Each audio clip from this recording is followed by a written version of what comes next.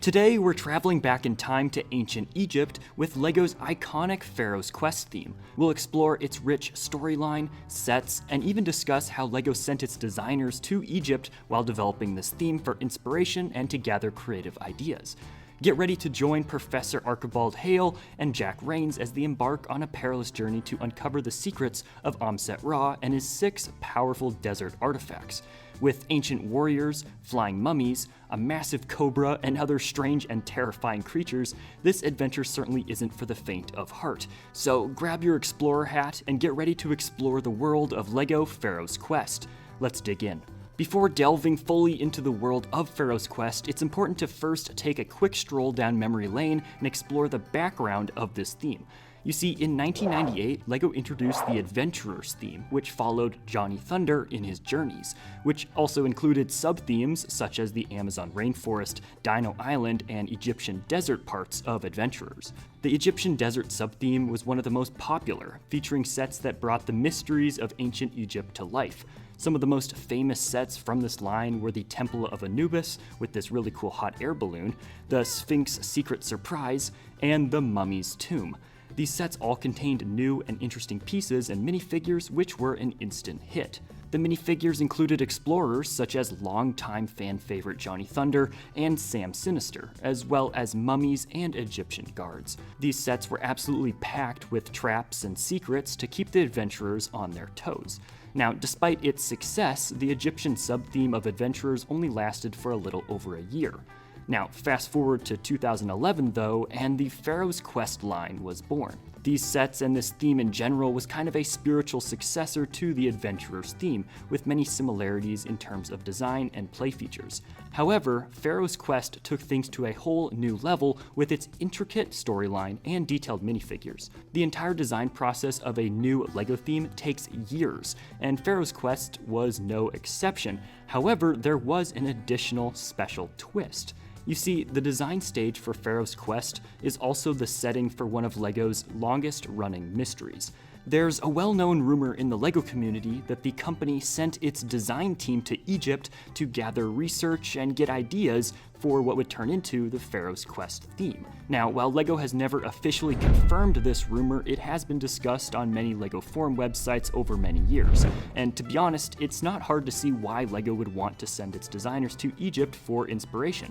The country is steeped in history and culture, with a rich tradition of mythology, hieroglyphics, and famous architectural sites.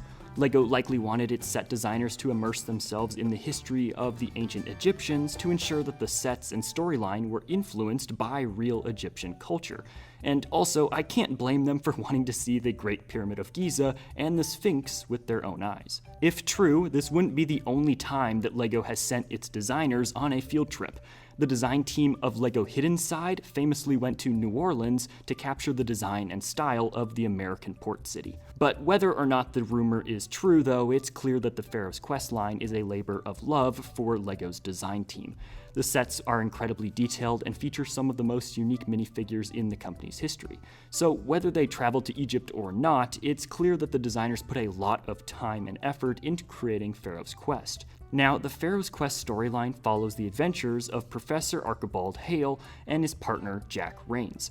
Professor Hale is an archaeologist who is more accustomed to working in museums and universities than out in the field, but he's on a mission to track down the ancient Pharaoh Amset-Ra and his 6 mysterious treasures, which are said to hold unimaginable power. To aid him in his quest, Professor Hale hires the services of Jack Rains, an experienced explorer with a talent for uncovering hidden treasures. Together, the two set out to unravel the mystery of Amset-Ra and his nefarious plans.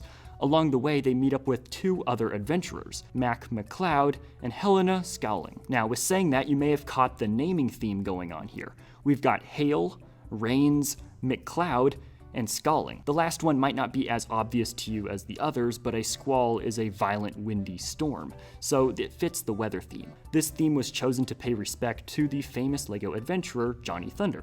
Eventually, this group of explorers discovers a tablet that reveals that Amset-Ra has a legion of strange and terrifying creatures at his disposal. And so, armed with this knowledge, Professor Hale and Jack Rains set out to investigate the pyramid of Amset-Ra and put an end to his plans for world domination. Over its run, Pharaoh's Quest gave us a total of 9 main sets that all captured the beauty and mystery of ancient Egypt. The 2 smallest sets that were released were actually 2 of the last ones ever to hit the market. They were the Desert Rover and Desert Glider, which were both primarily promotional polybags that received limited releases. There was also this 3rd mini set released called the Skeleton Mummy Battle Pack. But getting to the really interesting sets, they were all released in a single window in December of 2010 prior to the holidays, and stayed on the market for a full year before being retired. The smallest of these sets was the Scarab Attack. Although it only had 44 pieces, it featured these heavily detailed printed angle bricks. Moving up, it's the Golden Staff Guardians with 70 pieces.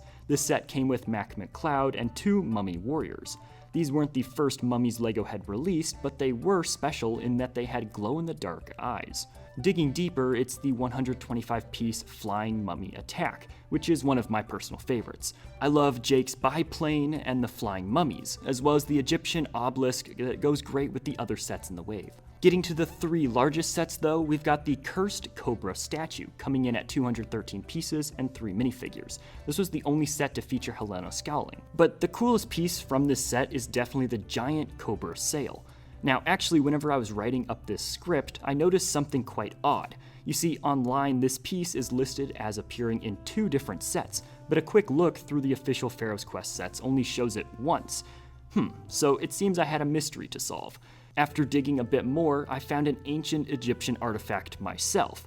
Turns out LEGO had released this Pharaoh's Quest coin bank. Yeah, pretty random and certainly a unique LEGO product. I guess you can use it to hold all of your personal Egyptian gold coins and sacred valuables. If anyone ever attempts to steal from you, they'll be greeted by your not-so-friendly Cobra guard. Now, the 2 largest sets from this theme should come as no surprise to anyone: the Rise of the Sphinx and the Scorpion Pyramid.